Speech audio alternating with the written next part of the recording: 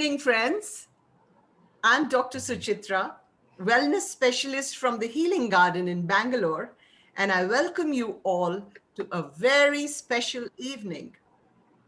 It's special because it's going to open a door that will allow more light inside us.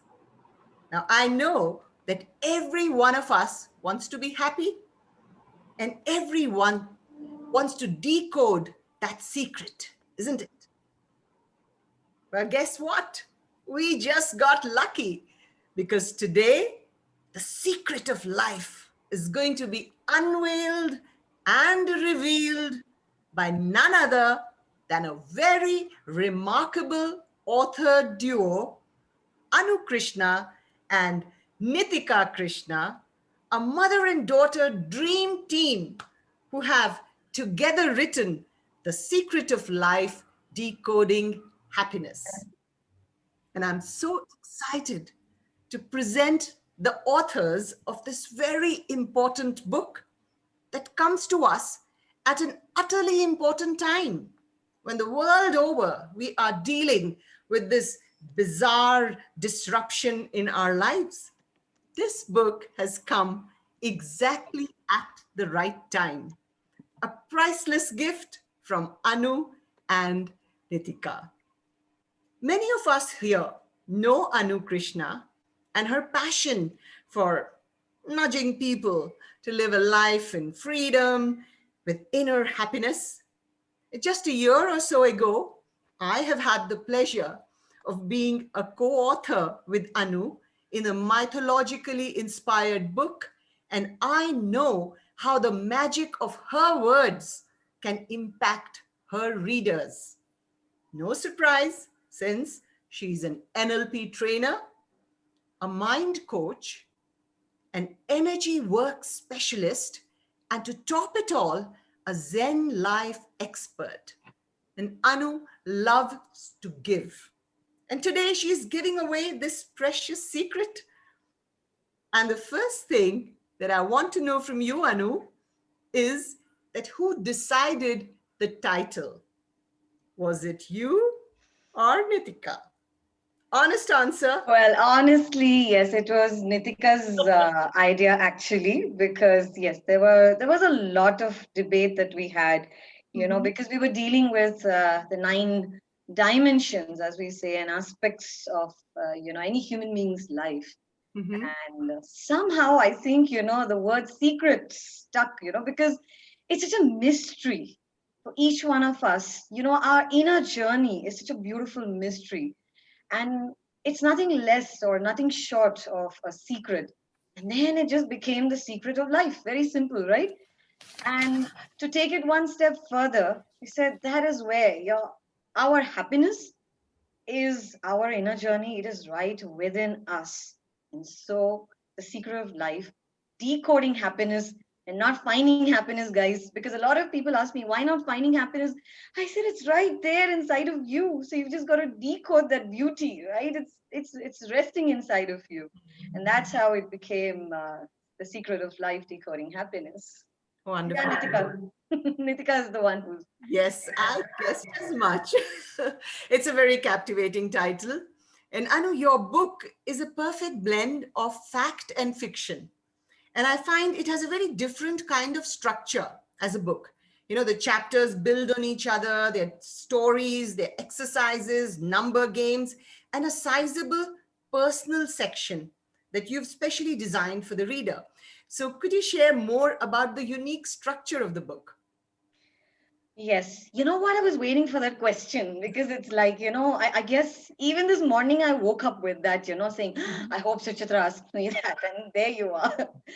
So, yes, for me, Suchitra, I'd like to share with our beautiful viewers who've all joined. Thank you, each one of you, and our wonderful panelists for being here with us. And all the people through and through have been with me, in this beautiful journey.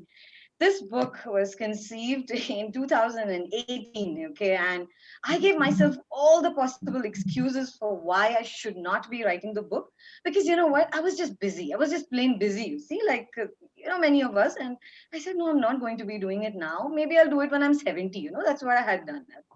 But I don't know. I guess I had the structure already. I had even typed it out, and I said, no, these are the aspects of life. And working with people over a period of time, coaching them, training them.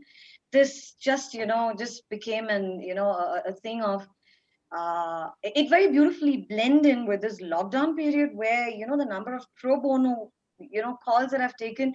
I said people are struggling. This is a time I've got to actually write so people have access to their own mental health, that kind of yes, a ready made ready reckoner. And I had structured it in a way where people not just associate it with themselves but also look at the book from an observer point of view. And that's why the stories very beautifully blend. It becomes like, okay, this is ye to kisi aur ki kahani hai, so let me look at it through their eyes. So there's a personal section, where it starts, and then build on to part two, where you're looking at it from your angle, and then you look at it from somebody else's eyes, and then you're ready to take on the journey of saying, okay, now let me look at it from my point of view when I take charge of this entire what to say, the challenge that I've been going through. So that's why the blend of fact and fiction very beautifully. And I wouldn't call it just a self-help book, but let's say, what, you've got your own inner journey exploration guide for yourself. That's right. And I loved it when among the people you thanked for in the book, you also thanked your domestic help. That was Yeah. beautiful. So, She was, Suchita, she was scolding me for having all my dark circles because I used to, she said, you're going to grow old this way. So I knew she had a huge role to play in it. wow. So you have mothers and daughters here. The co-author of this book is Nithya Krishna, who just happens to be Anu's elder daughter. Just happens, as all miracles are meant to happen. Nithika is a budding journalist and now an author, bubbling with creativity and positivity in equal measure. So I'm going to ask you, Nithika, how you found your first author experience where you had to write fiction that was imaginative, but a purpose that was fixed and a direction that was kind of set by mom. Nithika? Well, since this is my first book, uh, I think it was just a beautiful experience. Right from the time, did I tell you it was actually her vision that we would actually have a book like this, but it didn't actually become the truth until 1.5 years later. And as I started to write this book, with my part being fiction, I've always been very, very fond of stories, and that's because as a child, my grandmother used to tell me these wonderful stories, mythological stories, and for me, writing has just always been within me, like a part of me. Although this might sound a bit contrived or cliche, but I hope that answers your question because for me, writing this book the first time was the most beautiful experience of my life. I think so far in my 20 years of life, I think this has been the most enlightening experience because this has taught me so much that I cannot even begin to explain. So, Hmm. as my readers actually read this beautiful, third person point of view, of course, added to my mother's first person point of view, when they see this, it's going to be this unseen observer. There's a technique in neuro-linguistic programming called dissociation. Uh, so, when you see it from another person's point of view, you realize not maybe how small your problems are, but it kind of gives you the strength to actually deal with your problems. And that's what I hope my part would do for my readers. So I hope that answers your question. Yes, it does, Nitika. And I've read the book, and I think you've certainly given us a lot to think about through your very real characters. We learn how to achieve our own goals through them, our dreams, and a happier life. So, what a glorious debut, my dear. Hats off to you. Thank you so much. Friends, I must tell you all that today we have a very eminent international panel with us to launch as well as discuss the book. So we are delighted to have with us Miss Geeta Rao. teacher and trainer for 3.5 decades. She's a life skills coach and an NLP master practitioner, and also an author who translates from Kannada to English.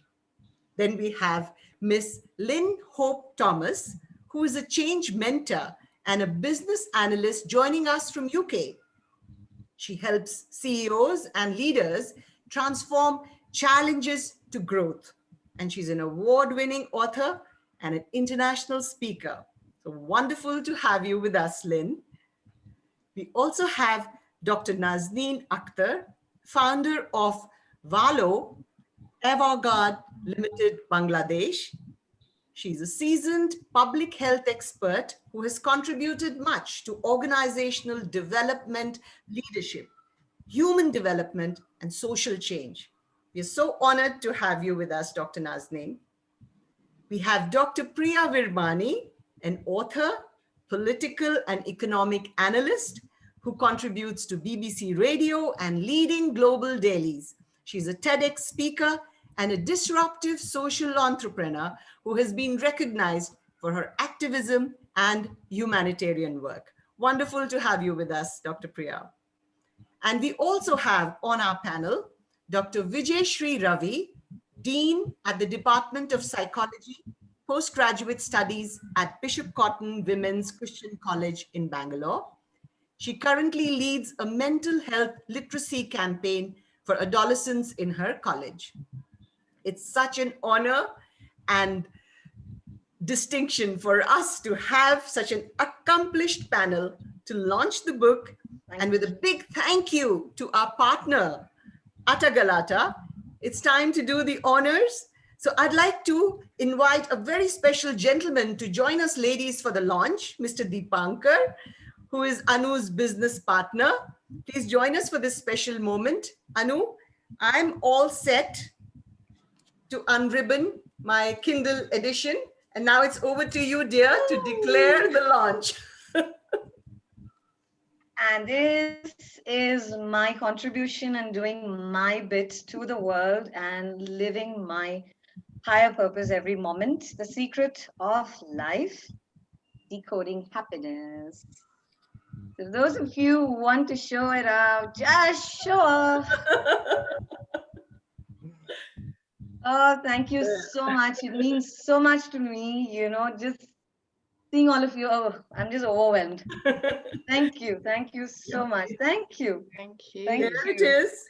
And with those Gratitude. heartwarming words from Anu, we have officially launched The Secret of Life, Decoding Happiness by Anu Krishna and Nithya Krishna. And ladies and gentlemen who are with us at the virtual meet here or on Facebook Live, I want to tell you that this book has already been shortlisted for the Coimbatore Literary Awards 2020 in the category of self-help. Well, Anu and Nithya, you have hit the ground running.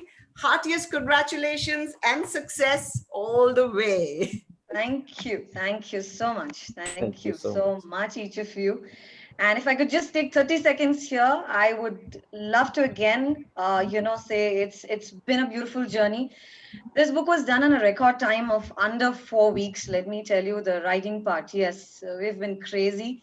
And Raj and Deepankar and my wonderful family have been like right behind, to make sure that, Nithya and I never gave up. It has been a beautiful, beautiful, like Raj would say, the life cycle, of the book.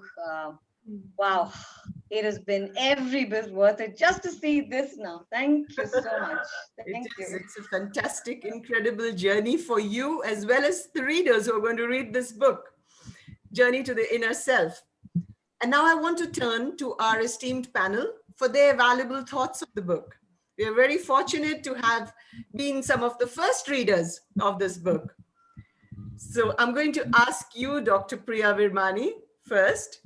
You have worked very closely with very vulnerable children who have suffered traumas. So please tell us the impact of negative childhood experiences and the insights of healing that you found in the characters in the story of Helen and Becky, especially in the book. So in the field of psychology, childhood is a very crucial time. It really is fundamentally the time that conditions us, prepares us, and stamps us pretty much into the kind of adults that we will grow up to become.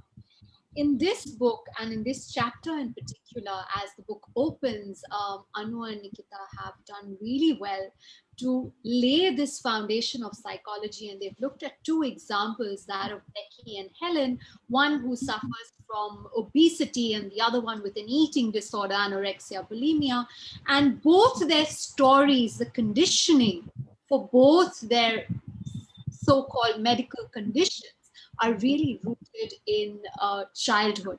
And why is childhood so crucial to the kind of adults we become? Childhood is essential because childhood is when the brain is most plastic, most the most plastic is when we're between about 1 and 3, and then 3 and 5, and then 5 and 7, and so on. So most of the brain growth happens then. We always talk about how in school we learn the maths, the science, the history, the geography. But what about the emotions? The emotions are also something we are not born with, but we have to be taught, and we learn them.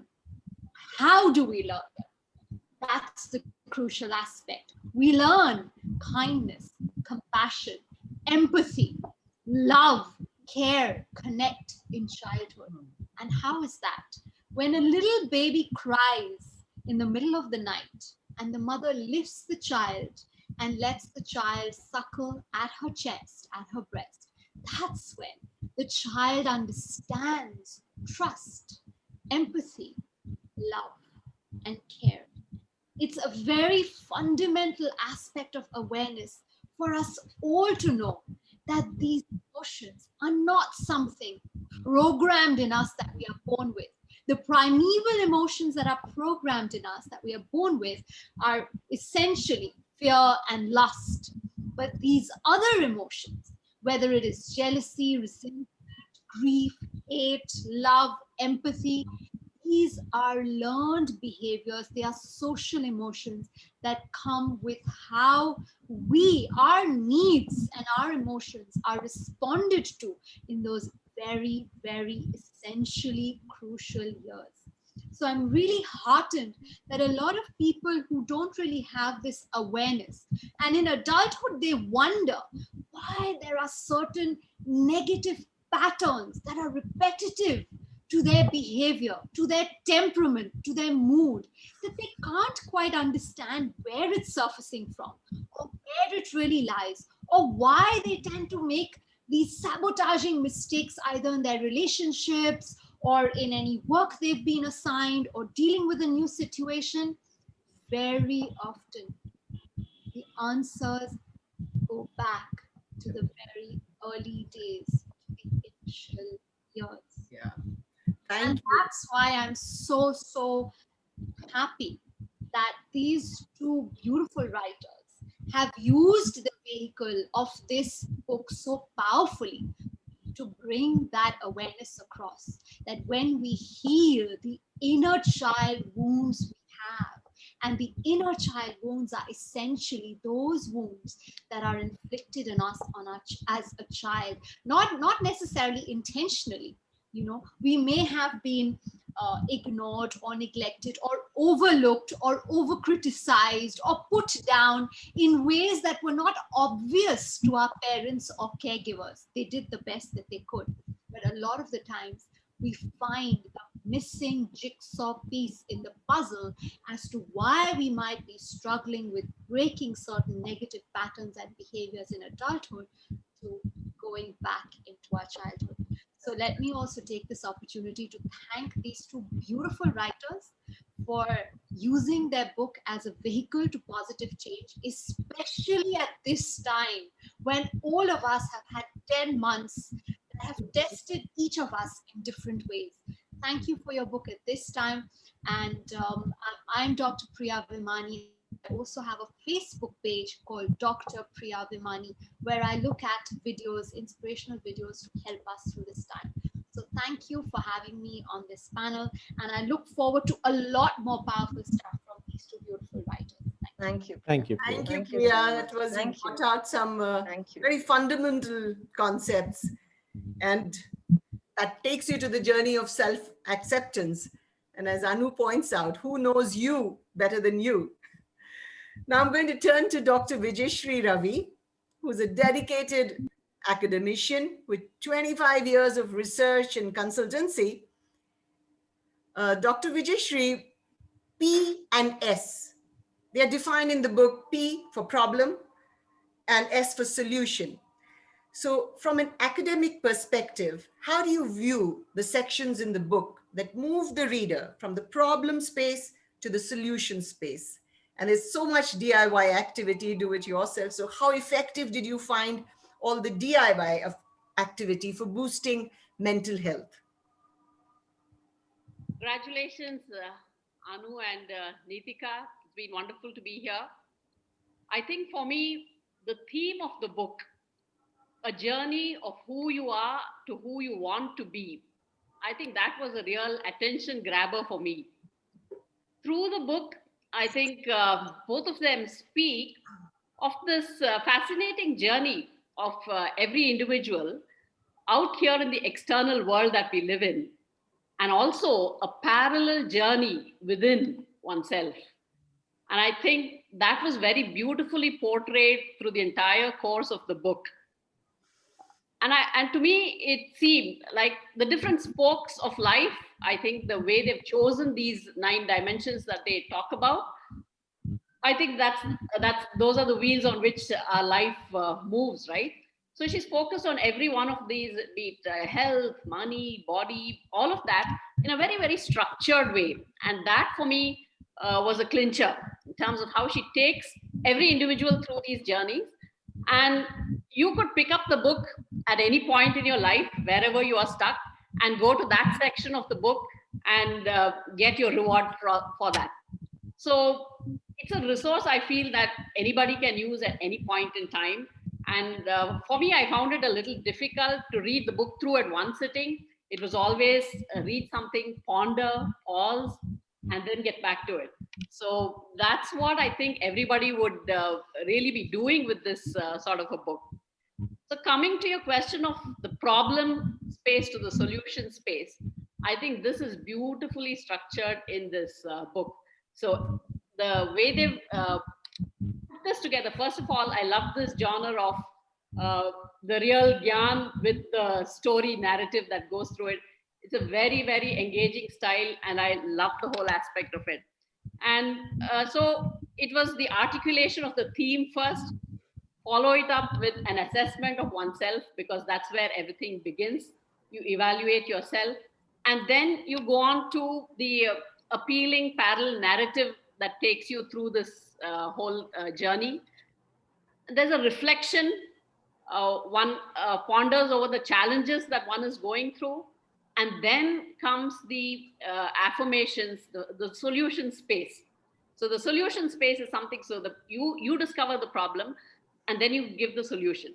So most often I find that in real life, people don't know what the problem is, right? So I could be really very angry, irritable, annoyed, but I really don't know what it is about that person or event that is doing that to me. So I think she very clearly starts off with saying, what is the problem for you? So once you identify that, you go through all this process of reflection and understanding of your problem, the challenges that you're facing, and then work towards the solution. So for me, this was a perfect DIY solution, or hold it yourself and do it yourself kind of a thing. And while you do it yourself, I think there's a whole triumphant feeling. I've done it myself kind of a feeling. So I think that's a very, very important part, and doesn't make you dependent on anybody. The tool is yours to use whenever and however you think. So no problem has an instant solution, but this is a way of life that they put it. And for me, the even more important part was the so simply laid out, right? So it's not heavy. It's not something that I would hesitate to read and do. It's so easy and simply structured there. All I have to do is put those questions and to myself and then answer them. So I think there's a process that will take you through your problem solution very quickly. So I think that's the brilliant part of the book, and I loved every page that I read. Especially, Anu, I must say that I was a little more partial to Nithika's style of writing. Beautiful, I loved it. Over to you, Suchitra. Thank you, Dr. Vijayashri, and I think Anu will be very proud with your comment. So you're right. There's nothing like self-evaluation, and you get a lot of that in the book. I'd now like to turn to Dr. Nazneen Akhtar.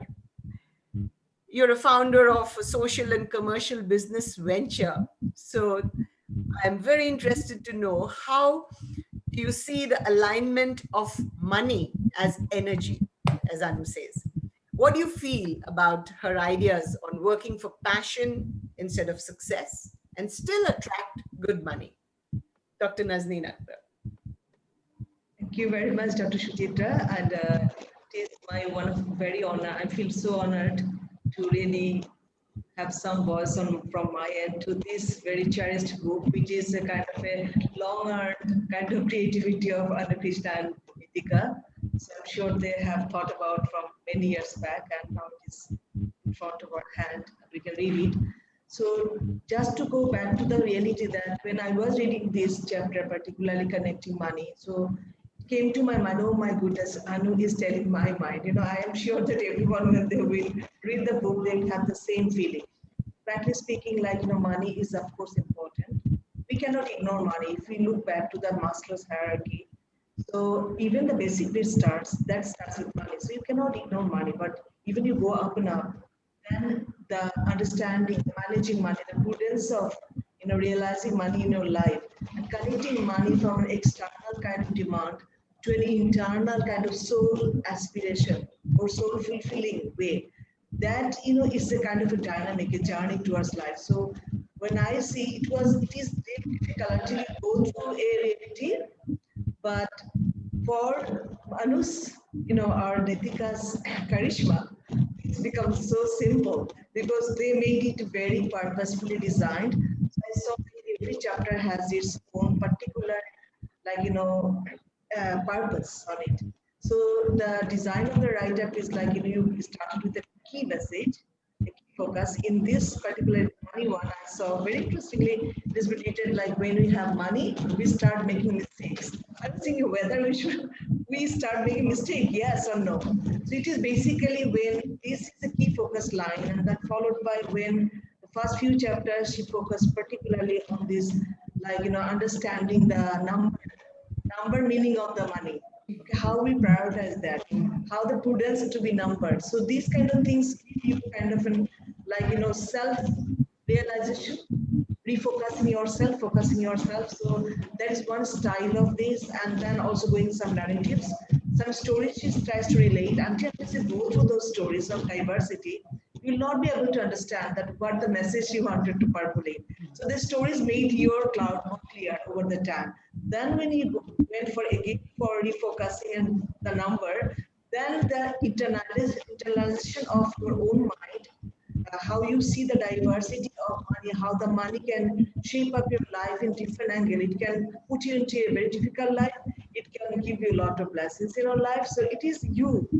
Ultimately, it is you. How you connect the money with the external world, with your need, with your want, and then your desire. Ultimately, how much you really want to fulfill yourself, and how you manage their journey. So that internal to external dynamics become very clear over the writing. So that really helped a lot. I'm sure if somebody read the whole chapter, then they will be able to understand that what is the total message is all about.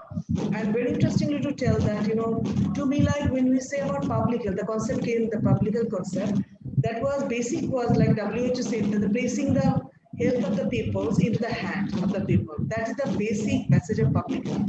So their book is basically, facing this mental or any kind of energy problem or energy, or if it's money, if it is health, if it's anything, that to the hand of the people.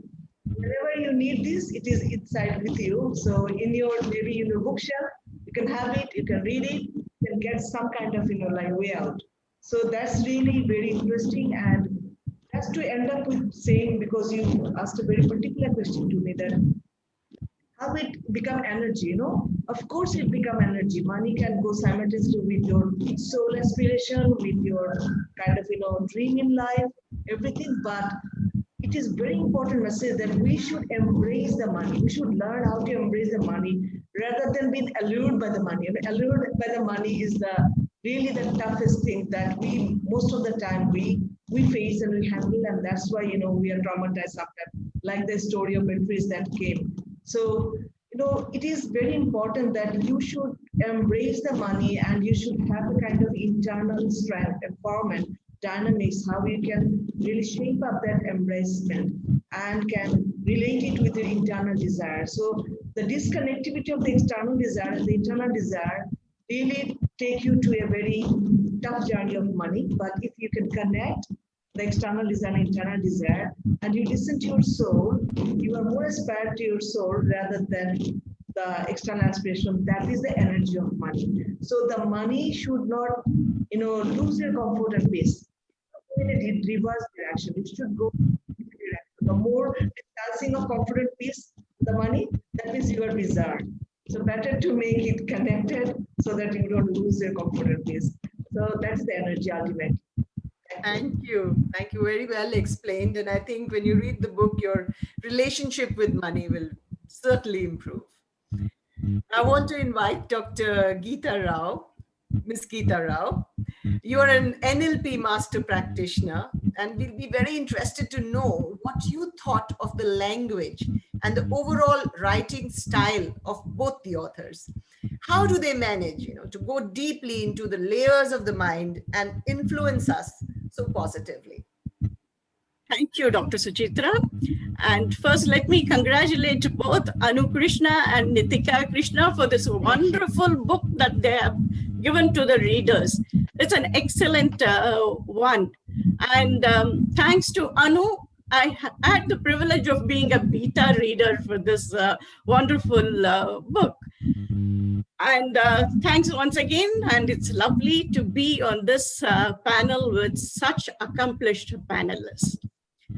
Okay, coming to the language of the book, if you look at the surface structure of the language, it's very easy and lucid, and readers can understand it very well. It helps them to journey within themselves. They can journey within themselves to tap the resources that they have in them and then bring it out to empower their life so that, they can ward off the little blues that we have in life. That would help many of them. Going into the deep structure of the language, the authors have used metaphors, stories, and embedded commands and questions. And this is something very, very powerful for people. To me, especially, it was very powerful, and I'm sure there'll be many of the readers who will feel so. Because metaphors are the key to the unconscious mind. They just go and tap the unconscious mind. They cross the barrier of the conscious and goes into the unconscious mind. So that's beautifully done by the two authors. And what they have done is there's a lot of complex information there. What have they done? They have brought it in a compact package, and that compact package is the metaphor. And they have right through the book these metaphors and the story Nithya has built into it. All of them, they grab the attention of the reader, and also I really feel that it influences the people or the readers. Let's say the readers instead of people. It's here the readers. And what they have done, again, with this metaphor, it's been used as a means to, transform and enrich the readers' lives. transform and enrich the leader's life. As they're reading this and the metaphors are playing in their mind, it really transforms them. And using these metaphors, there's one more important thing that I saw. The authors have given form to the abstract aspects of life, like your health, your love, your relationship. When they have used the metaphors, normally these are all abstract aspects of life, very beautifully encapsulated in a form. It really hits the mark where it has to hit. I would say I'll take out from the book two metaphors which I can read it off if you permit me. Go ahead. In my connection with the body, there's this where the author has said, labels are worth washing off from your life as they do not define you or chart a course of life that you truly want. When I read that, let me tell you, as a youngster, I had a label in my head. I could see it washing off. I could see it washing off. And the other one where she talks about, my body is my temple and I worship it. What a powerful metaphor, body and temple. Body and temple. It's a super metaphor that I again found there. So there are quite a few of them that I had noted down, but I'm sure we won't have time to go through all of them. And these metaphors to me are really, really powerful. And let me just step into the other part of the embedded command and questions. When the embedded command and questions are there, see, especially the embedded questions, to sensitive people, when you directly ask a question, they don't want to answer. They will hesitate to answer. Not don't want to, maybe they would hesitate to answer. So in that fashion, when you ask them an embedded question, what happens is automatically they'll be answering without realizing that they are answering. They do go ahead and answer. So they get it into their self. So to me, those embedded commands and questions were, again, another profound way of reaching out to the audience. And finally, I would like to talk about that P and S, which the authors have used. Initially, the P and S has been given by the authors, right? So then the freedom is given to the reader to have their own P and have their own S. So as they're doing that, that was, again, as an NLP person, I saw it, the authors had wonderfully paced the readers and led them to what they really want there. So these things are really beautiful. And to conclude the book, oh my, they have concluded the book with all metaphorical affirmations. They are absolutely metaphorical affirmations where, for a second, let me not give you something else. Okay. Your confidence, your choice, your forgiveness, your freedom, your wisdom, your compassion, your happiness, your purpose, your selflessness. Look at that, how empowering those affirmations are, and they're all metaphorically brought out. So it is a wonderful book for many of us, and I request people to go ahead, buy the book, read it through, and help yourself and help people around you. Thank you so much, Anu and Nithya, for this wonderful book. Thank you, Geeta. Thank you so much for this. Geeta. You brought out some very interesting concepts there, and very uplifting as well. Let me now turn to Miss Lynn Hope Thomas, who's a change mentor. And this book is life-changing.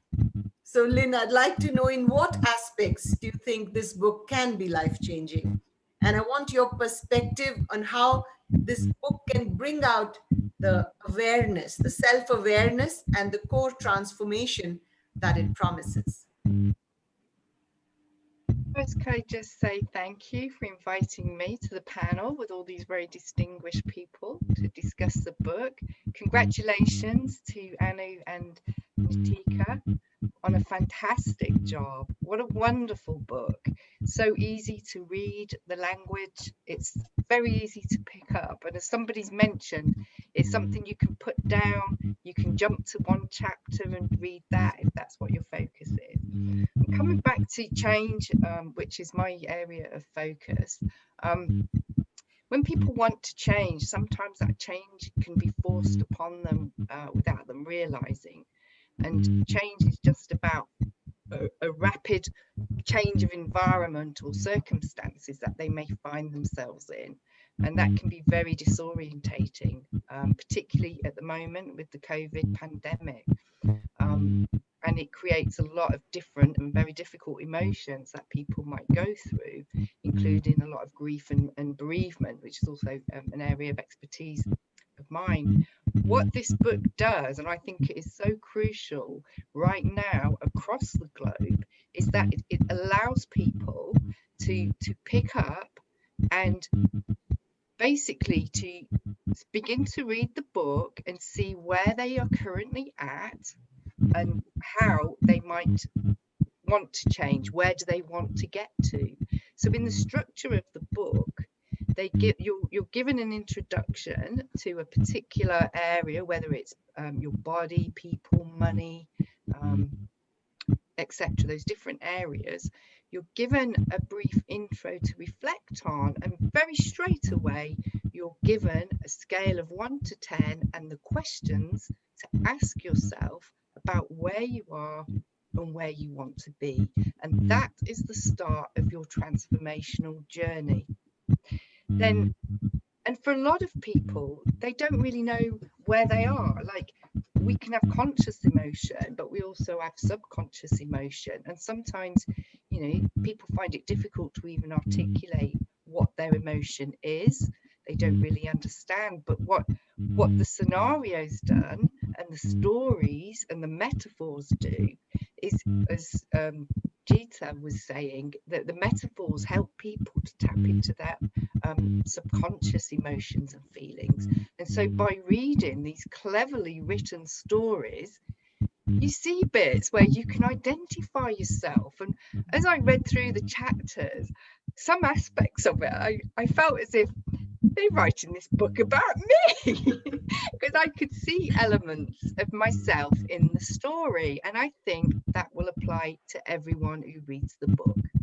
And what you can then do, you've got the scenarios, and then you move into this problem solution, which gives the reader the opportunity, again, through questions that you're given, but also the opportunity to work through some of your own identifications of what problems you believe you have.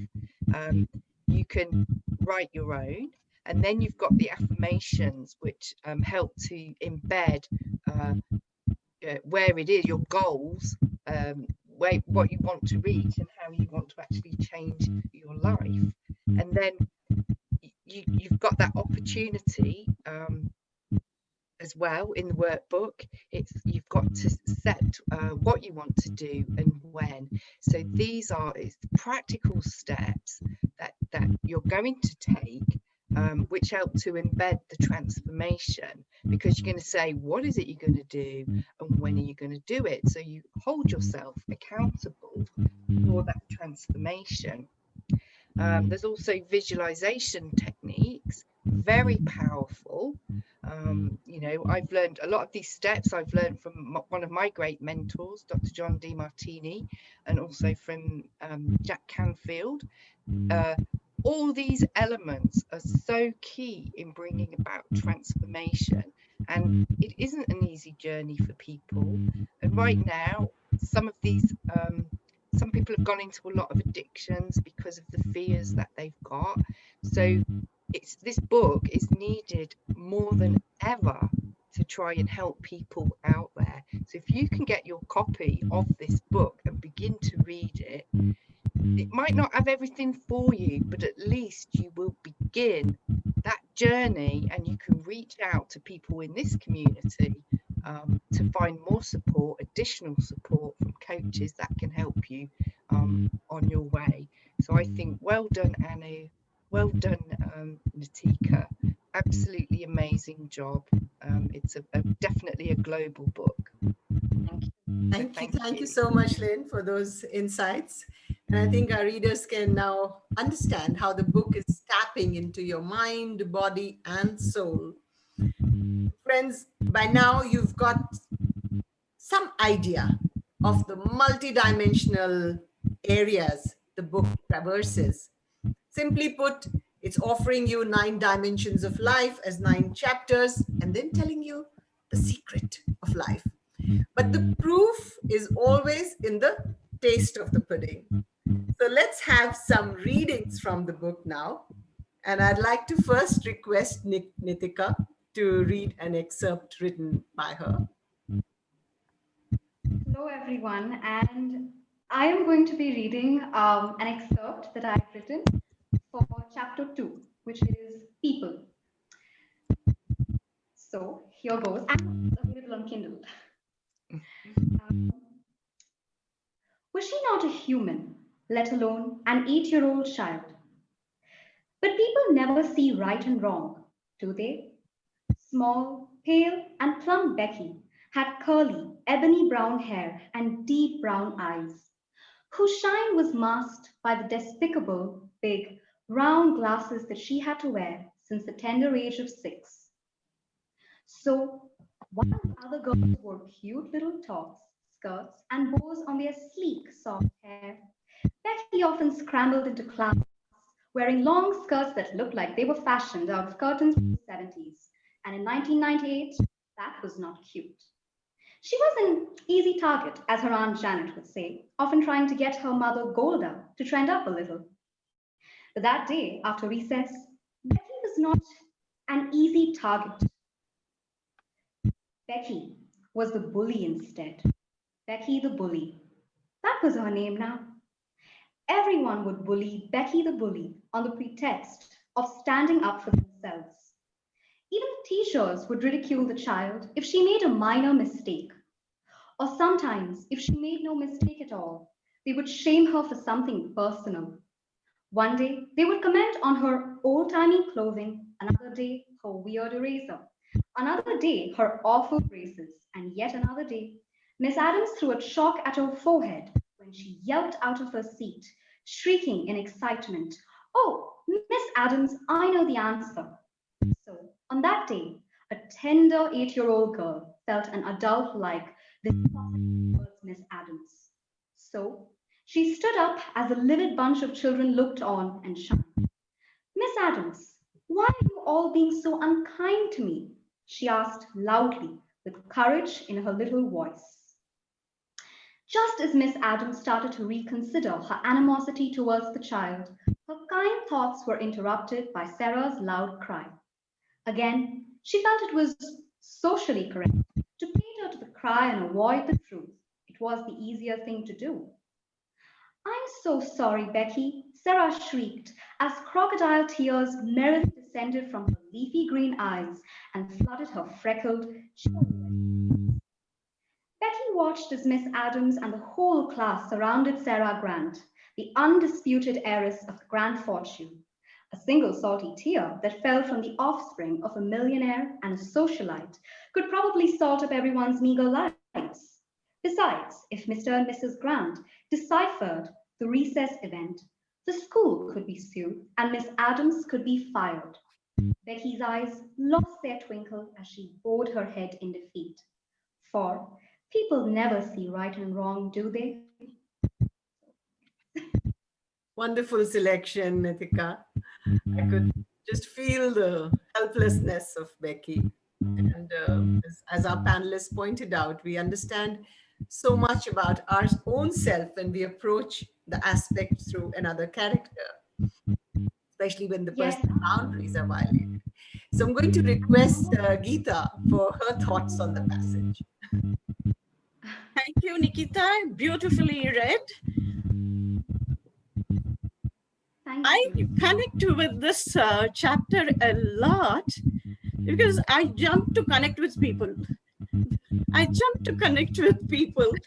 And like it is brought out in the part one, are you one of those who, despite being there for people, still manage to come out feeling guilty and accused of being selfish and unloving?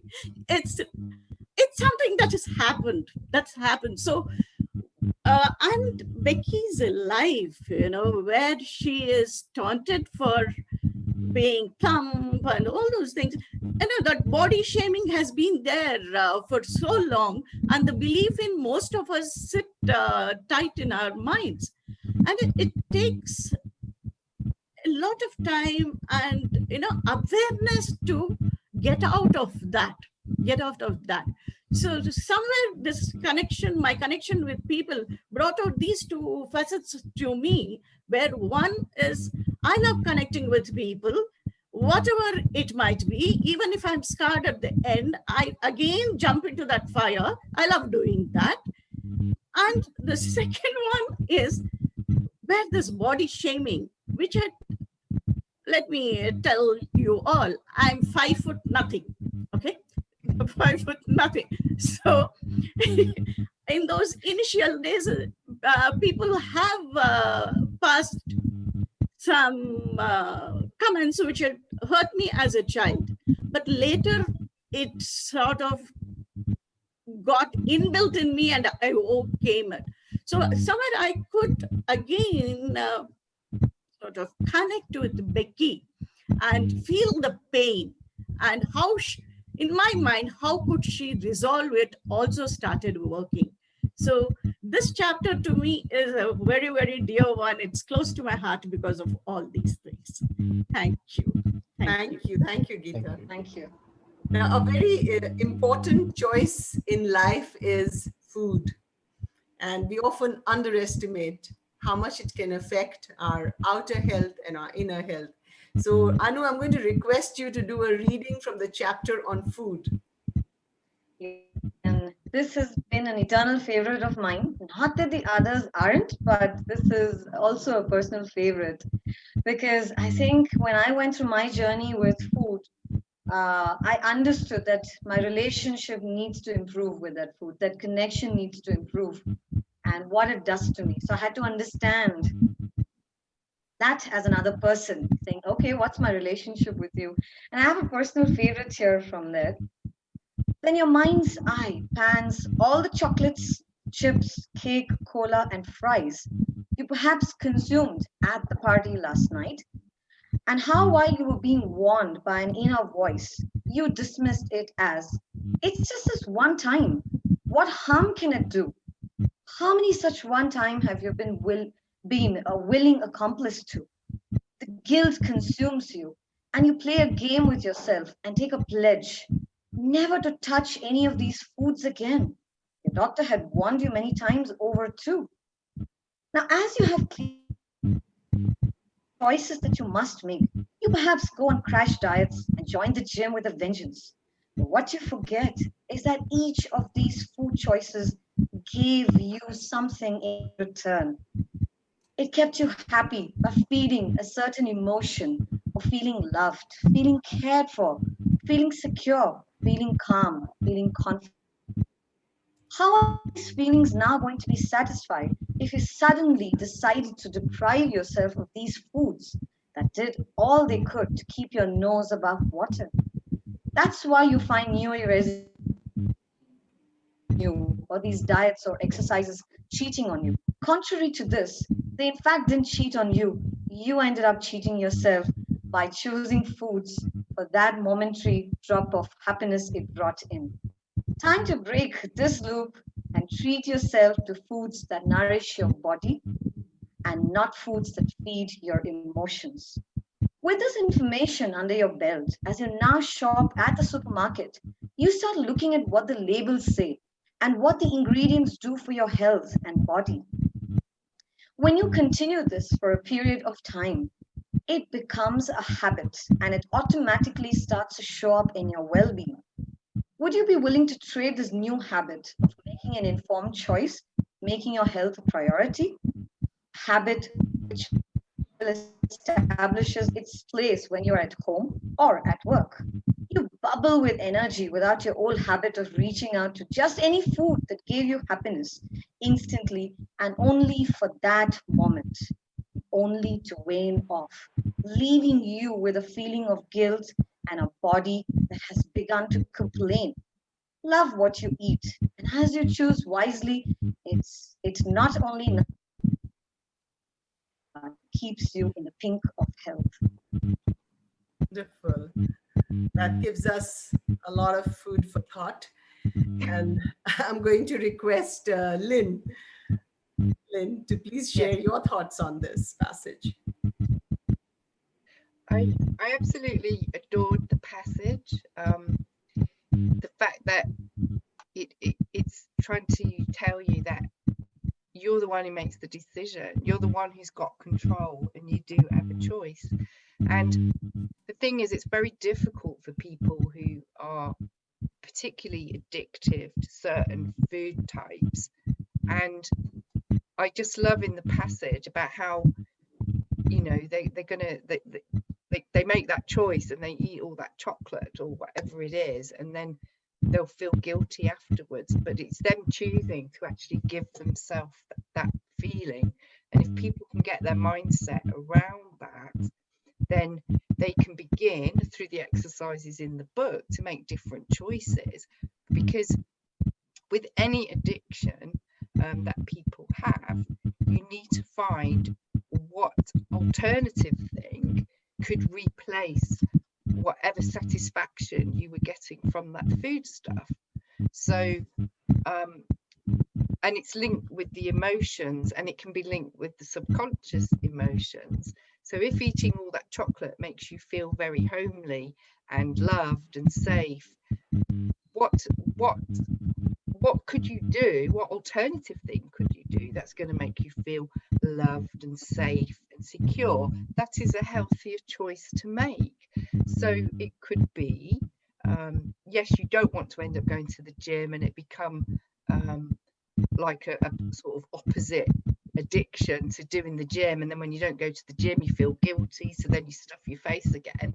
You don't want to do that. What you want to do is find things where you get that self-love. So it might be treating yourself to a pamper day, or just taking a nice soak in the bath, or doing other things that are actually loving to yourself, where you're saying, I'm choosing to love myself, and not getting so hung up in the guilt of you know, I've not eaten chocolate for a month, oh my god, I'm going to eat loads of chocolate now. You don't want to do that. You want to very slowly over time begin to replace certain foodstuffs with a healthier one. So, and it's quite easy to do because there's a lot of information at the supermarket, and you just take what is a more healthy choice. So, and particularly at this time, I don't know about in India, but in UK, when you go to the supermarket for the past year, the pandemic has created a fear and people are comfort eating. And so it's lots of the fizzy drinks, lots of the chocolates, lots of the donuts, and it's all that unhealthy food, which is not good for people. So again, what a great chapter on the food. Thank you, Anu. Thank you, Lynn. Thank you, Lynn. I think your interpretation was equally nourishing. Now, as we discussed the fascinating subject of money, we know that perceptions about money can really come in the way of happiness. So, we'd love to hear an excerpt from the chapter of money. Nithya, would you like to go ahead? Absolutely. So here goes. Sometimes he would shower her with riches, and sometimes he would cajole her. One time, when he was in no mood to talk to her after losing a bet in Vegas, he slapped her. She wanted to walk out, but she didn't. She knew she could not survive on her own. Money, after all, gave her a roof over her head, clothes for her body, and food for her belly. But what about her heart? What about her soul? Sometimes she would lay drunk in her room. She had a whole floor to herself and personal help at her every beck and call. She would call for a bottle of wine, brandy, or scotch and lay drunk on her cream pink futon for entire nights, hoping it was all just a bad dream. But that day, she had had enough, and he had too. So he packed his bags and left with his 20-year-old French heiress, Olympe Trudeau, as he revealed to his unattractive old wife about his desire to marry his French mistress. All Beatrice remembered was how foolish she had been when she had given up her dream of going to college. She had been working at a local cafe to pay her tuition fee, but when he found her there one day, he whisked her away with the promise of happily ever after. Snap, snap. She saw him snapping in front of her eyes. I'm going. I've told my secretary to get my stuff shipped to me. I'll be in France. Come to the wedding if you please. With that, he tossed a wedding card at her feet and scrambled out of the huge ebony door. As Beatrice saw the Mercedes roll away, carrying her husband and his new wife to be, her heart broke into a million pieces. She realized that although she loved the money, she loved him too. I think I wish we could all just snap and move on from being stuck due to material pursuits. So I'm going to request Dr. Nazneen Akhtar. Please share your thoughts on the passage that Nithya just read. Thank you, Dr. Shishita, and Nithya as well. Thank you so much for this reading of this excerpt. I read the story because I had a quick reading of this chapter as well. So this is basically Beatrice and her Edward's story.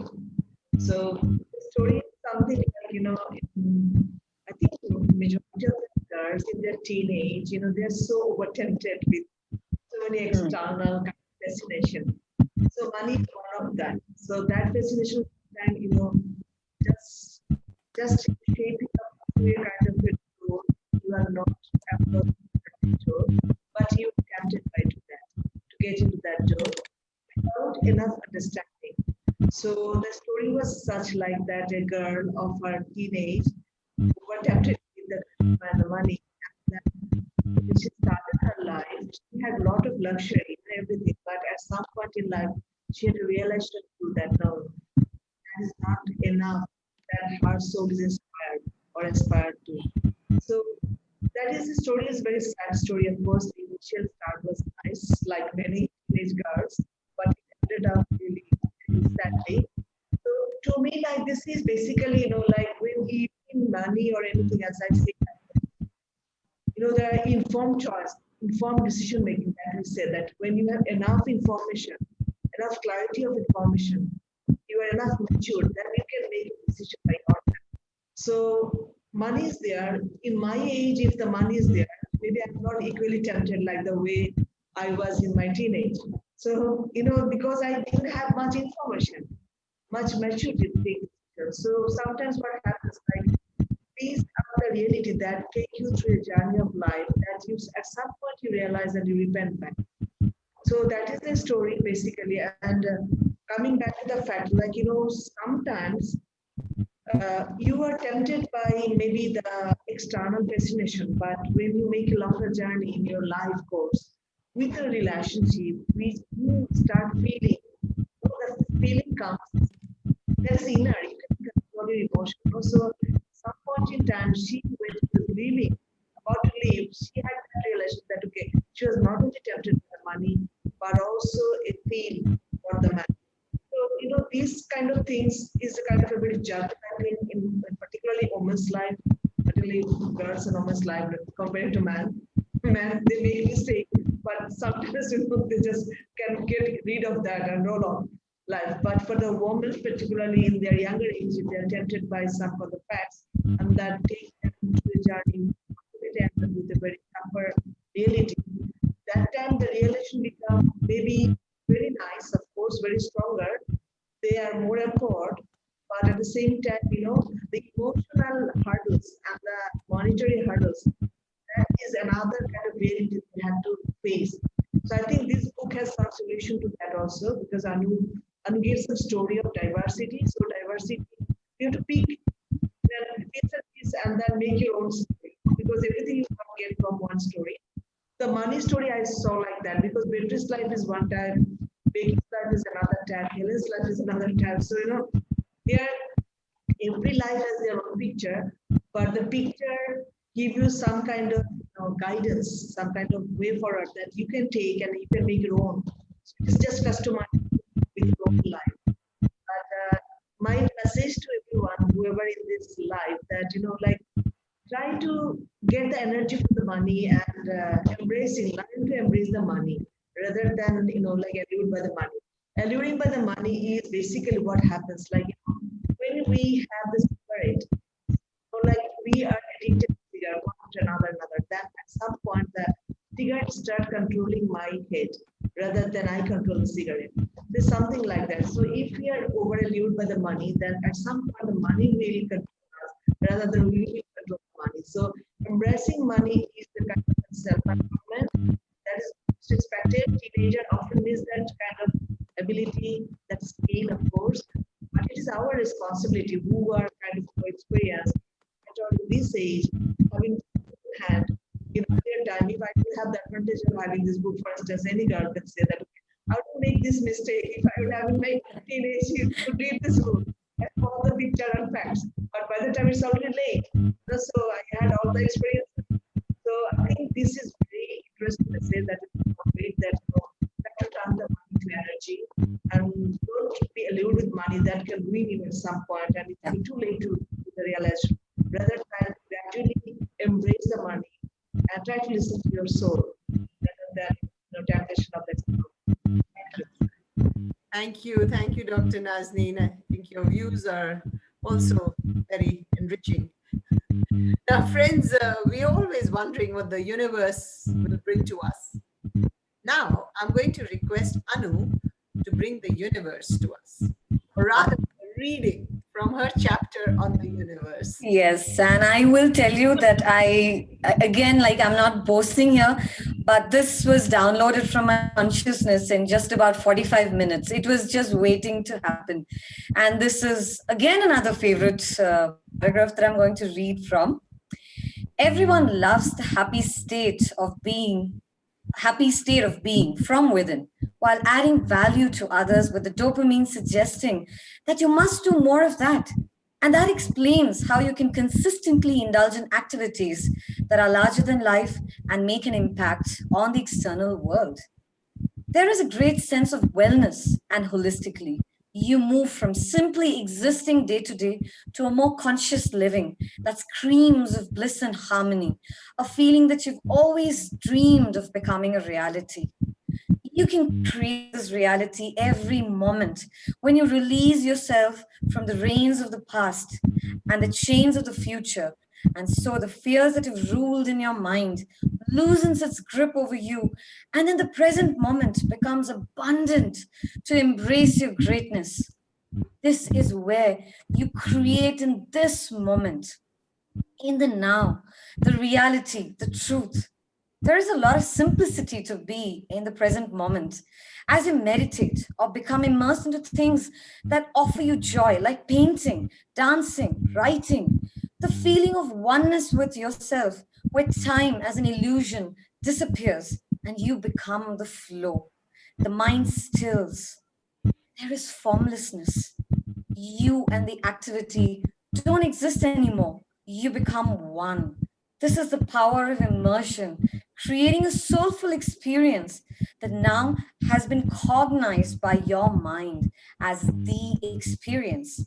Mother Nature can offer her embracing energies to make this experience a larger than life one. As your senses get soul stirred and you respond by shedding the illusions and become liberated from all that is holding you back.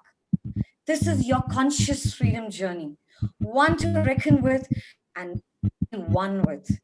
Every thought carries an energy within itself. And what thoughts you harbor inside your mind every day defines who you're being. Your identity creation is a responsibility that the universe has asked you to fulfill. Moving away from fears and any lower vibrations of guilt, shame, disappointments can only fuel more situations like these for you. Rise higher and be a part of love and compassion, a space where you can thrive and flourish. Is this possible? Oh, yes.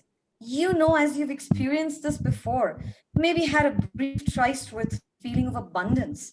And you do want that again, don't you? And as you wonder how this is going to be possible with all the external challenges that you've been navigating so far, it helps to simply know that reaching out to your inner strengths is what these challenges want you to learn. So get down to that inner exploration. Thank you. Thank you for that immersive reading, Anu. I think we've all egged on for that inner exploration. But I'm going to ask Dr. Priya about her reflections on the passage we heard just now.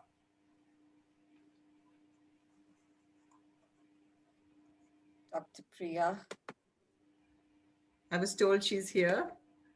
Yes. I think she needs to be unmuted. Ah, okay.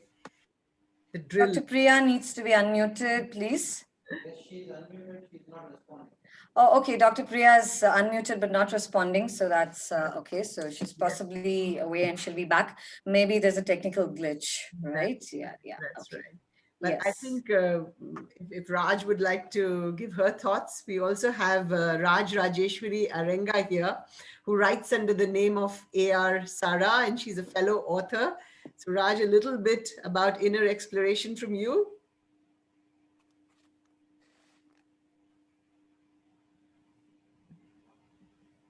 Thanks, Suchitra.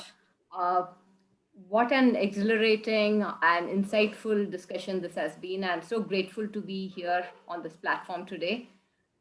This year has been a year filled with challenges for all of us, and it has also been a time steeped in beautiful endeavors. And so wonderful and thankful to have been involved with this impactful book, right from conception till release, with two wonderful and eloquent authors, Anu Krishna and Nithya Krishna. Yeah. And it has been truly a memorable and one-of-a-kind experience. Something that held immense appeal about this book to me is that this book actually takes you on a wholesome journey to discover and to tap into the multi-dimensional true potential of the self. And the way I see it, it hits all the right notes in the mind to unveil a better version of you. And on this note, I would like to congratulate Anu Krishna and Nithya Krishna on the launch of this very impactful and powerful book. And I'm glad this book has come at this appropriate moment this year. And I'm sure it's going to make a positive impact in the lives of countless readers. Thank you, Raj. Thank you, Raj. Thank you. And as Raj said, this is a journey of the inner self. So as the last reading, I'm going to request Anu to give us a taste of that chapter on self. Yes. So what better than to first, also start with yourself. It's so important to know our connection with ourselves. Otherwise we're constantly externalizing. Oh, this isn't going my way. This person is not being nice to me. The whole world is unkind. Corona is stealing my happiness. But we fail to really go within ourselves and understand that the external reality is actually just, a reflection of what we're going within ourselves. So this chapter for me was also very, very, it healed me from within as I was just penning down a lot of these words. So I'm going to be actually taking the readers through a little bit of the DIY exercises and why they were actually, structured in this way. So we have a section 4A, which actually says, what is the challenge? And I did not here want to use the word problem, because the problem is a very common word. Everybody says, even a 6-year-old says, I have a problem. No, it's a challenge. And challenge is something that, lets you grow from within. So what is a challenge? So it's a very self-introspective section when I ask myself, and as a reader, you will ask yourself, when have I felt happy for no reason? What do I feel when I actually put myself out there and be there for someone? So I'm just going beyond myself now. What do I feel when I complain about my life? Obviously, when we are constantly complaining, there's an energy that starts to pull us down, right? The next question I've asked people to look at is, have I tried every trick in the book to accept change and adapt myself to changes? And the last question, again, is, what am I consistently doing to be a student of life and a student for life? And then, like Suchita, you had mentioned, we have the problem and the solution section. That's section 4B. And why this was done is very quickly from the NLP point of view, it's reframing. Sometimes when you actually put a different frame on something, it starts to look different. So when you just change the way the words are, they have a better impact, the way you use these, or even the way you actually say them. So instead of saying, why am I always unhappy? I've just reframed it to, how can I recall times when I've actually been happy? We lose, counting those beautiful moments when we've actually been happy, right? So you see a lot of people saying, oh my God, Corona this, oh my God, COVID this, but we have been happy. So let's look forward to recreating that even when we are locked down, practically even now. The second problem question is, why is it so hard to change? And instead, if you look at it differently and say, what if I nudge myself gently and understand that change will enable me to be a better person? It just kind of allows the brain, the mind to think, hey, this question is a little more empowering than the one I asked myself before. So it's practically moving people from a disempowering state of mind to a very empowering state of mind. That's why this was written, right? And then we have a section as to what can I do? Because then it comes down to what can I do to, ultimately, I am the master of my own life. I take life in my own hands. Say, what can I do at this very moment to look at what I can change about myself? What can I do to be easygoing and still be in charge of my life? What can I do to thrive and spread the feeling to everyone around me? What can I do to be in a space of gratitude always? What can I do to make every moment of my life count? And then, of course, Nitika wanted me to do this thing is affirmations, which, I mean, they're the bliss of my life every morning. And the affirmations, my dear readers, go this way. I surround myself with those that nourish my soul. I'm always in a space of love and gratitude. And my heart is always filled with love and compassion. And the way you affirmations, that's the thing, the way you say it, the way you use the words, the tone, the way you use your body has a direct impact on your unconscious slash subconscious mind. So please do not recite this. It's not a narrative. It's not a nursery, a poetry that you're reciting. Say it like you believe it. You start to live each word. And then we have a lot of do it yourself. And like, I think somebody had mentioned, I think Lynn had mentioned that the visualization is always, it's very nice. All of us always say, I'll do this from tomorrow. Yes, I've understood this, but till you visualize it, you're never going to commit. You've got to live that visualization. And that's why we chose to put that at the end of every chapter, more like a closure, yet a beginning for you, that a beginning for your mind to actually help you. So I say, now close your eyes and visualize that you're in perfect harmony and bliss with yourself, and everything is beautiful, seen bigger, brighter, and colorful. And step right into it. and feel it and live it. Be in that zone and feel awesome from within.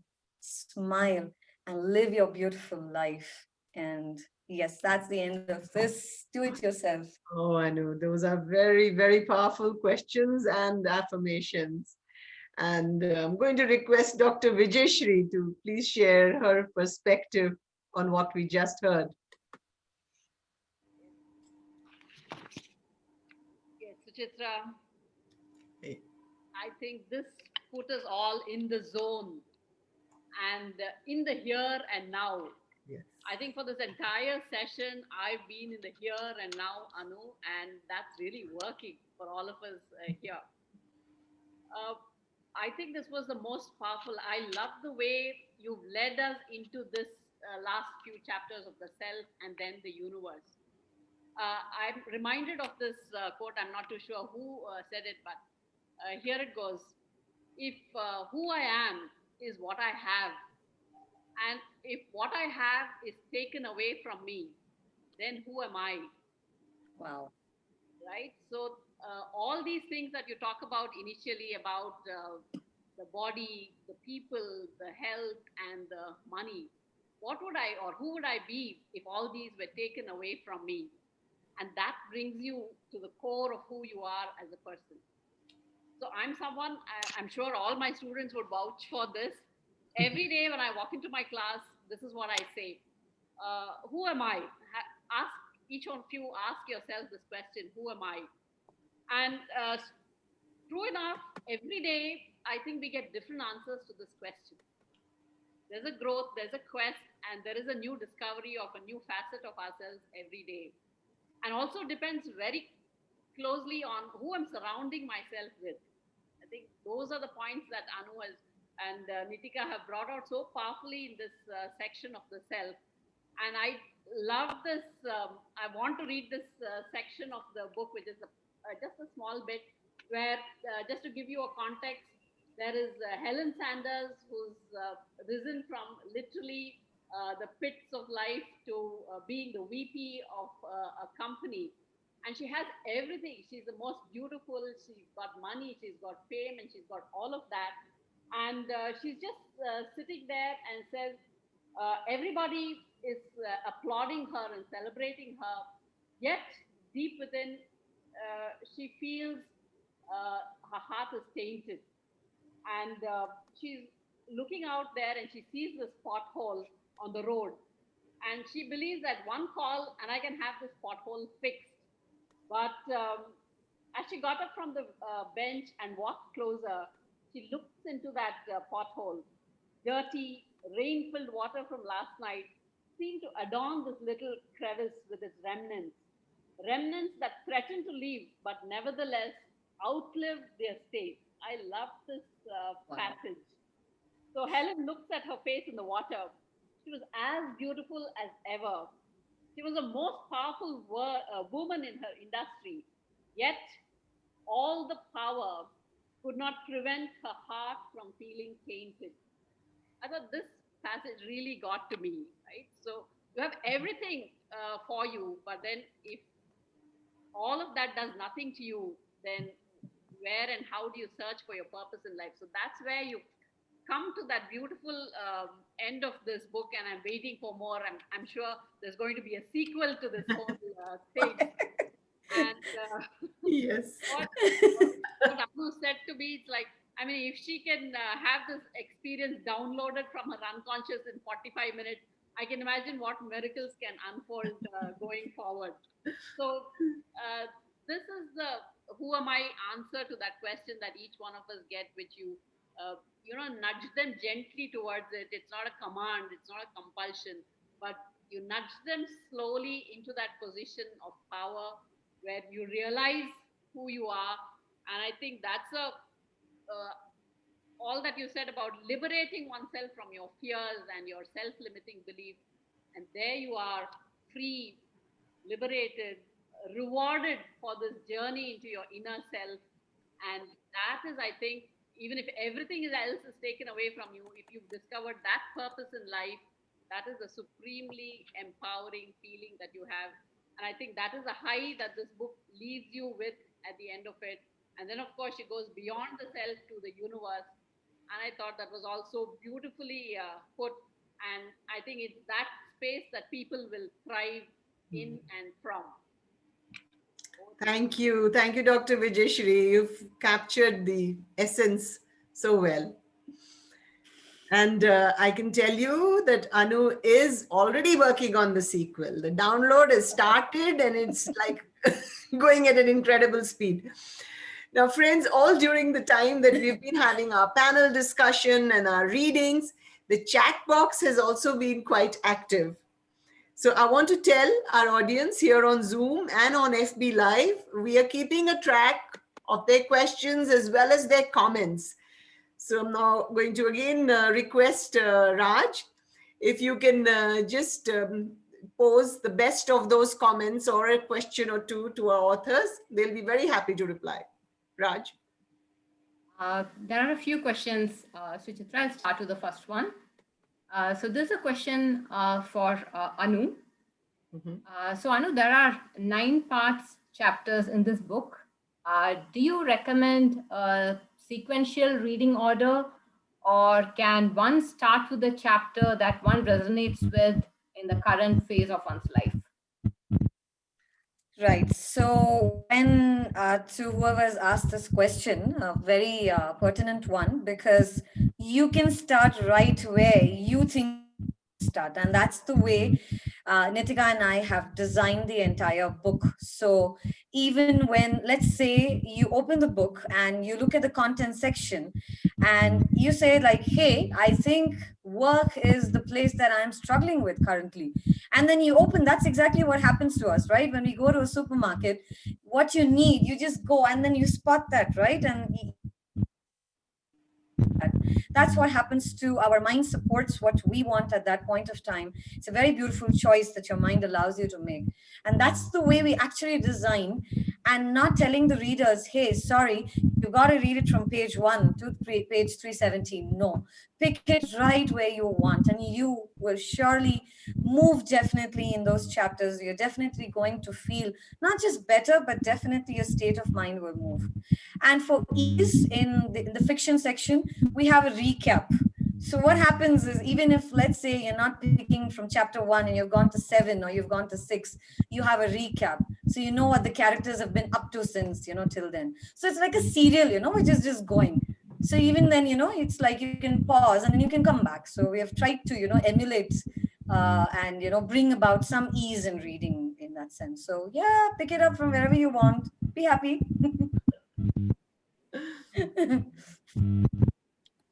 Yes, yeah. And here's another interesting thought with an underlying question that I see from viewer Kashinath. The viewer says, mothers and daughters have the biggest arguments. Highly appreciable that you both sat together and authored a book. Wonderful achievement. So how was this experience of working together for both of you? Nithya, you want to take the question? You can. You're free to do that. So, just a little insight about 5 years ago, I was the most troublesome teenager I think this world has ever seen. I have troubled my parents, especially my mother, and you are right. Whoever said that mothers and daughters have arguments, absolutely. But over time, these arguments have turned into a beautiful bond, which has accumulated into love and understanding of the other person. Because see, we both have very fiery personalities. Okay, so when that actually clashes, it's like okay. But I think with little help from both sides, we have been able to manage to. I mean, we've been able to manage our personalities and understand each other. Of course, at the end of the day, mothers and daughters fight, but we love each other to bits and pieces. So. So sweet. Yes. So for me, when writing with like you said, we're pretty similar in energies and our temperaments and moods and the creative madness like, we wouldn't match at different points and things like that. But having said that, I think it has been a very introspective journey, though we would write separately, but to actually for Nithika to, take it from where I had stopped, and then, for me to take, I mean, there had to be that flow where, the reader never realizes that, oh my God, I just got cut off in the middle, right? So you don't want the readers going back and forth and saying, I don't understand what's going on. So I initially I thought it's going to be a challenge because our writing styles are so different.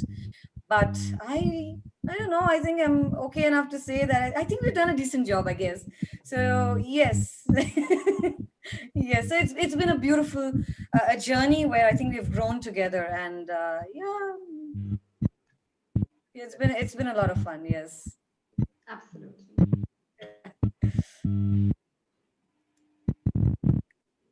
That was beautiful. Thank you, Raj. Thank you. And there's one more question from my end, Anu and Nitika. So when you came up with these 9 chapters, how did you come up with it? Is it something that you already had in your mind? Again, having closely worked with you, this was something that kind of always intrigued me. As the book was emerging, how did it come about? How did these 9 chapters? How did you decide on, and how did it actually come about? Okay. Again, I will not go into too much of technical details, but I'll make it as fluffy and nice as possible. Working very closely with people, as in the coaching scenario, I think I had picked a lot from, what I would go through as their coach, as they allowed me to step into their space, and understanding that the common things that they would struggle with would be just the chapters that we're talking about, right? So you could actually look at, somebody is struggling with weight, somebody is not making enough money, someone has a problem with either their mother-in-law or, a daughter-in-law, or someone has got an issue with themselves. They don't like themselves, they don't know what self-love and self-care is. So somehow I think over the years I had begun to jot these things down, to understand that, hey, these are common things. There may be many more things, definitely, I'm not discarding that, but these looked most prominent for people that you're dealing with. And somehow I was not satisfied with just the 8. Okay, it was actually 7. And then I said, no, self has to be there. If I do not have a relationship with myself, I better not, I'm not going to be looking at my external world in the manner that I want. I will not be able to create that life that I want. And then I wasn't still satisfied. And then I added universe, because somehow it felt, sorry if I'm sounding cliched here, but we're all universe, right? What I'm saying is, maybe through technology goes to everyone right now, whoever's watching. But I think from an energy standpoint, I guess if you just close my eyes, you know that I'm connected at this point with you. And so I had to bring about that abundance of the universe that the universe is offering us. I had to somehow, connect all the chapters. That's how it became, you know, 7, and then plus 2, and then it became 9. And here we are, 9 dimensions. Yes, Raj, I am done. Thanks, Anu, for that. And I guess one more last question. This is again when I've been reading it purely. When I'm going through each of the chapters and doing the DIY sections. What I noticed is, compared to what I did 2 weeks earlier, versus when I was going through the chapters again, for instance today, what I noticed is, compared to the kind of effect that it had on me 2 weeks earlier versus the kind of effect it's having on me today again, almost like again reading it with new eyes all over. It's giving me another new, different perspective, unveiling another nuance of the personality, taking me again to a different level. Is that something by design? Because it's one of the viewers has put here, Dil Mange More. So every time I read it, I feel it unlocks another different version, a better version of the personality, and it takes me further every time. So it's like I don't get tired of reading it over and over again. Is that by design? Okay, I'm not going to claim to be a mind expert here, but one thing, the everything that I have put in the DIY, I have, been a guinea pig of it. I have, done the exercises first before I even, managed to put it out there, because it's like, you need to be preaching, not just like that, but you've got to be internalizing it. Here's the thing about the mind. You either it makes you its slave, or you can befriend it. I would choose the latter. I would like to befriend my mind. I would like to say, hey, you know what? Sit right next to me, and I would love to understand what you have to actually tell me. What are the secrets that you hold inside that I am not aware of? Or maybe I'm not listening to, in all the, manner that you're actually telling me. So when I did that, I understood also that when we ask our mind a question, or the tendency to actually respond with something, all we need to do is just listen to it, listen deeply to it. And yes, from a mind which has been dormant and you've not allowed it to flower, you've not made it your friend, when you slowly start actually, there's this, you start nudging, try nudging a pet, you keep doing that, and it'll slowly shake, right? And after some time it's just going to get up and then move to another place. That's exactly what you've got to do. Keep nudging the mind, and every time you nudge it, it opens a sea of possibilities for you to look at. So that's when it's saying, hey, now I am willing to actually show you what you really want. Come, look inside, look deep inside. So yes, it was designed, and yes, in fact, as I was reading this, Raj, doing the book reading, and I'm like, hey, did I write this? This appears so different from the time I wrote it. So there's something that's shifted inside of me. There's been a mental. So I guess that's what ultimately is going to happen. So I would recommend our readers, do it yourself, please, guys. Try and use. You can, have a separate piece of paper. Try and use a pencil rather than a pen, because you will see every time you pick that chapter, you're going up with something different, and you will see how beautifully you've moved past that thing. Yes, that's the thing, Raj. Yeah. Thanks for this beautiful transformative experience, Anu and Nithika. Thank you, Raj, for those questions were very well picked, and the answers from Anu and Nithika were most engaging and enlightening. Friends, it's been an extraordinary evening. I think we've all had the opportunity to delve deeper into ourselves. I want to thank the distinguished panelists for shedding light of their experience, and the wonderful live audience, and the authors, my dear friends, Anu and Nithika, for making me part of this memorable and meaningful evening. Thank you, friends. As I'm going to sign off, I'm going to give it back to Anu for her final comments, and also to tell you where and how you can get your copy of the book, because it's a must read, a must have, and a must do. Happy reading to all of you. Bye-bye from Dr. Suchitra from the Healing Garden. Thank you. Thank you so much, Suchitra, Dr. Suchitra Kaul Mishra. I mean, when we thought about, this virtual launch, and I know Dipankar and I were talking, the first name that actually came was Suchitra. I mean, I didn't have, any second, thoughts about it, because it had to be her. Not just because of the command over the English language, or just the way you express it, or the way you're going to be conducting it. Your soul you put into it, literally the Naki goes into it is something that I've always seen every time we've been together. So thank you so much, Suchitra, for this beautiful moderation. So beautifully, the journey, for these past 1.5 hours has been just so wonderful. And of course, my beta readers, and of course, Geeta is right here. Geeta, thank you so much. The mind, and I hope I've done justice, in the book. possibly I was scared. Oh my God, what's Geeta going to tell me? Because, it was so important and, to be validated by you, Geeta. So thank you so much for your comments and your thoughts sharing. And Dr. Vijayshri, I know the first time I saw you, I was like, oh my God, it was, to be in the presence of a stalwart and, who understands the mind, who understands the brain. And I was like, oh my God, I'm, again going to be with her. But I just love the way you summed the book at the end. It was so, so beautiful. And Lynn, there you are. Oh my God. And it's so beautiful because you messaged me and you said, I read the chapter work. I think it was work. And you just spoke to me. That was the idea because when I do remember, I don't know whether Nitika you remember, because for us it's just been a breeze. When I told her every chapter has to speak to the person.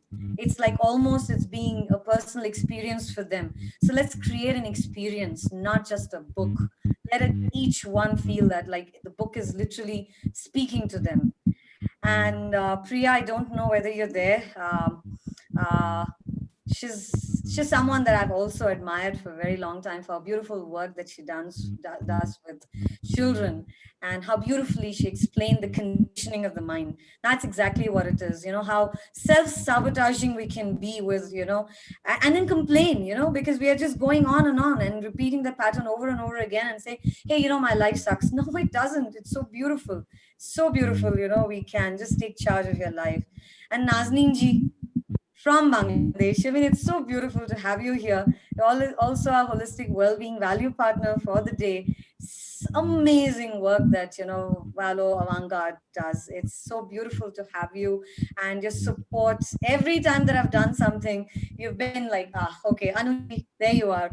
And thank you so much for that. And Nitika, gotta thank you because we've had our mad phases through the book. You will agree. We have fought, okay, guys, we have fought like all mothers and daughters. I would like not, I was pretty nasty to her in those 1.5 months. And I said, I'm not going to accept anything less. It's got to be this way. And for her, yes, being a young girl, she would like, I'm not going to be writing this book now, okay? So we went through that back and forth phase, but I knew she would come through, and I'm so proud of you for you. Thank you so much, darling.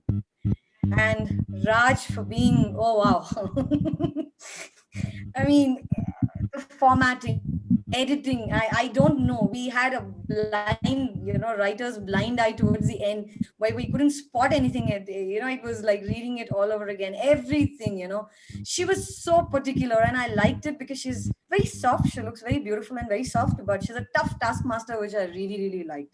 Okay, because she would not accept anything, less. And I knew she's an indie publishing coach as well. So, she's not going to accept anything less. And I knew I had signed up with a monster. And thank you, Raj, being, that saying, no, I don't like it. And she's still, coordinating with Amazon now because we had a couple of technical glitches. She's not the one to give up. Thank you, Raj. Thank you so much. And lastly, Dipankar, thank you so much. This man knew, my entire, what to say. There were times when I said, oh my God, I just want to give up, because honestly, I think I was very worried about my dark circles. Okay. So I knew if I'm going to be doing this over and over again, I said, you know what? I can't do this formatting anymore. And he single-handedly, he said, you know what? Keep it aside. I'm going to take it. So guys, all the formatting that you see in the do-it-yourself section, thank you, Dipankar. Thank you very much. Yeah, he's an engineer by design, so he's not going to. Even the Y, the question mark, the font size, the top L is not okay. And ultimately that's what makes a book, right? So, and together both of us run the Soulful Exploration. We're the co-founders, and the Soulful Exploration, for those of you watching, is a company that well, it's not just a travel company, it's a luxury wellness company. And here we're talking about the mind, body, and the soul in complete alignment. So it's not your spa, it's not your yoga, it's just not that. but how are you going to experience that moment that we're talking about in this entire book? And that's how it ties it down. The universe chapter actually came up as, almost like a tribute to what we had started all along the journey of curating each experience. It could be as simple as reading, but how you make it an experience is something that you can delve within. And that's what we do. We take simple, beautiful experiences, we bring those resource partners, and then we just make it bigger and brighter so that you live that moment. So those of you who want to see it, go to our website www.thesoulfulexploration.com, and you can see what we do, why we do, and how this book is beautifully tied down. And Dipankar, you want to tell people to buy, please, in your own way, please tell people that they've got to download and they have to buy this book now. Thank you. Thank you, Anu. And thank you for all these lovely ladies here on this panel. As everybody has spoken about this book, and as you all know, that this book is nothing. It's quite different. It's new age book, and as you may be aware that you may have the experience with other books, like you may get motivated for some time, and then again when you go back to your own same environment, you find there is nothing change, and that whatever the motivations you get from the book, it slowly it get diluted. But this book won't allow you to do it, so because there is a DY sections are there which will make you to work, and the more you practice, you may started believing in that what you are reading from that. And at the end of the book, you may find that there is a complete transformations has happened, right, as book says that who you are from the who you wanted to be, something like that. So I will request that you may gift this book to yourself, or you can compliment to your colleagues, friends, or somebody whomsoever you would like to be on this Diwali. And I think this is the best gift to anyone to to give it.